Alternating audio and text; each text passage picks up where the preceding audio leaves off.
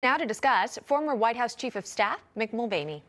Sir, welcome to National Report. Thank you so much for coming on today. You know, clearly this is an interest to the public and also media organizations. As we know, media have called to publish this affidavit so we can really see what's behind this search. Do you believe it should be released, and would you like to see it in its entirety?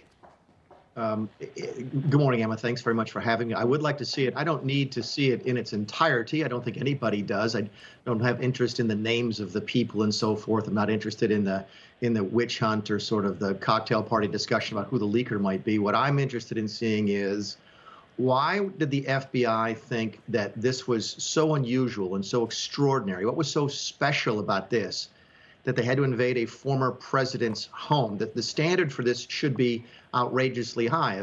As I've said several times before, if there was a dead body, then that's one thing. If they were really only going in looking for documents, that's going to be a problem, and it's a problem that even the left recognizes. The FBI has had various left-leaning legal analysts have said that this would be an outrage or a dangerous search if it was just looking for documents. So yes, I think we should see the affidavit. I don't think we need to see all of the things. We're not interested in interfering with an ongoing FBI investigation, but the FBI should at least be able to show people why they thought this was such an extraordinary circumstance as to go into the president's home. Right. Just unprecedented, right? When we saw it unfold, when we gathered the details, the fact that there were a number of FBI agents that went into Mar-a-Lago at a time when Donald Trump was not there, and they took items. There were questions about what was caught on surveillance camera, where they were looking, even reports that they were going through the former First Lady's closet as well. Plenty of questions remain as to how this even really happened. As we know, the primary accusation against the former president is that he illegally possessed classified information. Now, the Trump team's defense has been that President Trump had almost a standing order that any classified documents removed by him from the Oval Office were considered declassified. And I know you worked closely with Donald Trump. Did any such order exist when you served as Chief of Staff? What sort of protocol was it for handling classified documents during your tenure? Yeah, I was surprised by some of the reporting on that, some of the comments by some of the president's inner circle. Here's generally how it was supposed to work. Yes, the president of the United States, any president of the United States, has broad authority to declassify documents.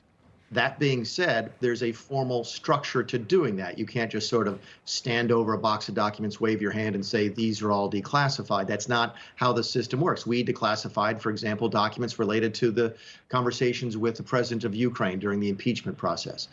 You don't just sort of get to say off the top of your head, oh, everything that I see today is declassified. And that seems to be the argument that some of the president's insider team is making right now. So no, that sort of order didn't exist when I was Chief of Staff. I read news reports this morning that John Kelly, my predecessor as Chief of Staff, said the same thing. That order was not in place when he was in the White House.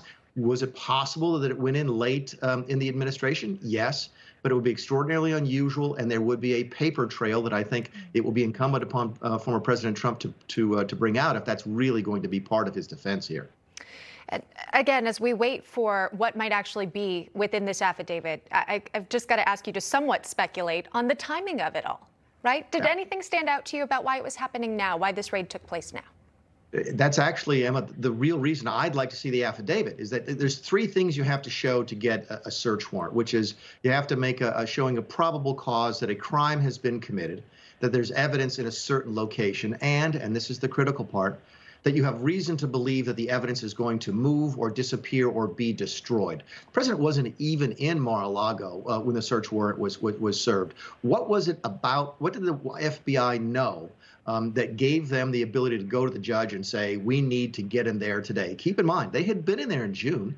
They had free access to the materials just a couple of months ago. What happened between June and early August where the FBI said, oh, my goodness, these documents are going to disappear. We have to have a search warrant for the former president's home. That's the first thing I'll be looking for in the affidavit, because that's the unusual part here. A subpoena, not at all unusual. The FBI had a subpoena in June. It's the search warrant, the going in the house. It's extraordinary. And as you mentioned correctly, unprecedented. And I think it's going to be incumbent on the FBI to sort of explain that after this affidavit comes out.